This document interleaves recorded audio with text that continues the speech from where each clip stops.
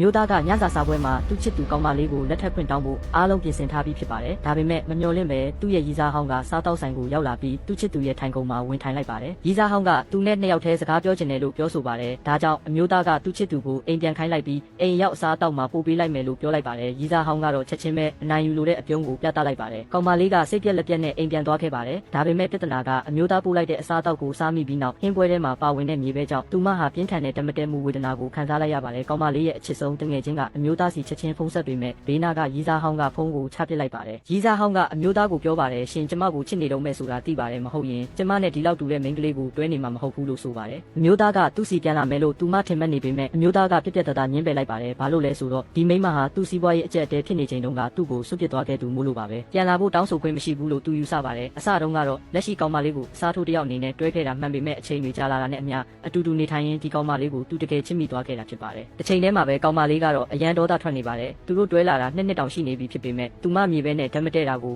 ဒီလူမသိဘူးဆိုတာယုံတော့မယုံနိုင်အောင်ပါပဲစိတ်ပြက်လုံးလို့ထွက်သွားဖို့ဆုံးဖြတ်လိုက်ပေမဲ့အမျိုးသားရောက်လာပြီးသူ့ကိုဘယ်တော့မှမဆုံးဖြစ်ပါဘူးလို့ပြောကတားဆီးပါတယ်ကောင်မလေးကသူ့စကားကိုမယုံတော့ပါဘူးစေယုံကကြားတင်ငွေပေးဖို့အမျိုးသားစီဖြစ်ပေးလိုက်ပြီးဒေါသတကြီးနဲ့အခန်းထဲဝင်ကအဝတ်စားတွေတင်ဆေးပါတော့တယ်အမျိုးသားကဘေးကိုကြည့်လိုက်မှသူမမြေပဲနဲ့ဓာတ်မတည့်မှန်တိလိုက်ရပါတယ်ထွက်သွားဖို့လုပ်နေတဲ့ကောင်မလေးကိုတားပြီးတောင်းပန်ပါတယ်သူ့ကိုမထားခဲ့ပါနဲ့လို့အတနာခံပါတယ်ဒါပေမဲ့ကောင်မလေးကသူ့ကိုဘယ်တော့မှမကြိုက်ခဲ့ဘူးပါဘူးလို့ပြောချလိုက်ပါတယ်သူမကပတ်စံမဲ့လို့သာသူ့အနာကက်ခဲ့တာပါသူ့ကိုအရန်ချစ်တယ်လို့မျိုးအမြဲတမ်းဟန်ဆောင်ခဲ့တာပါလို့ဖွင့်ပြောလိုက်ပါတယ်အမျိုးသားကဒီကောင်မလေးကိုရီစားဟောင်းရဲ့ကိုဘွားအဖြစ်တတ်မှတ်ပြီးတွဲခဲ့မိလို့သူမအပေါ်အပြစ်ရှိတယ်လို့ခံစားခဲ့ရပူပါတယ်တခါတုန်းကလည်းမင်းလိုချင်တဲ့အချစ်ကိုမပေးနိုင်ပေမဲ့ပတ်စံတော့အများကြီးပေးနိုင်ပါတယ်လို့တောင်ပြောခဲ့ပူပါတယ်အခုတော့သူမရဲ့ခံစားချက်တွေကအတူအယောင်နေဆိုတာကြားလိုက်ရတဲ့အခါအမျိုးသားအရန်ဒေါသထွက်သွားပါတယ်သူ့စီမှာပါလာတဲ့ပတ်စံတွေကိုထုတ်ပြီးကောင်မလေးရဲ့ကိုပေါ်ကိုပြစ်ပေါက်လိုက်ပါတယ်ပြီးတော့သူ့မျက်စိရှိဘယ်တော့မှပြန်မပေါ်လာနဲ့လို့မောင်းထုတ်လိုက်ပါတယ်ကောင်မလေးကကျမ်းပြင်ပေါ်ကပတ်စံတွေကိုတရွက်ချင်းစီလိုက်ကောက်ပြီးထွက်ခွာသွားပါတယ်တကယ်တမ်းကျတော့အမျိုးသားမသိတဲ့အမှန်တရားတစ်ခုရှိနေပါတယ်ကောင်မလေးကပတ်စံမှတ်တာမှန်ပေမဲ့အဲ့ဒါကသူ့အမေရဲ့ခွဲစိတ်ကူတာရေးအတွက်လိုအပ်နေလို့ပါလုံလောက်တဲ့ငွေပမာဏစုမိသွားရင်ဒီလူကိုမိခိုးစရာမလိုတော့ဘူးလို့သူမတွေးခဲ့တာပါ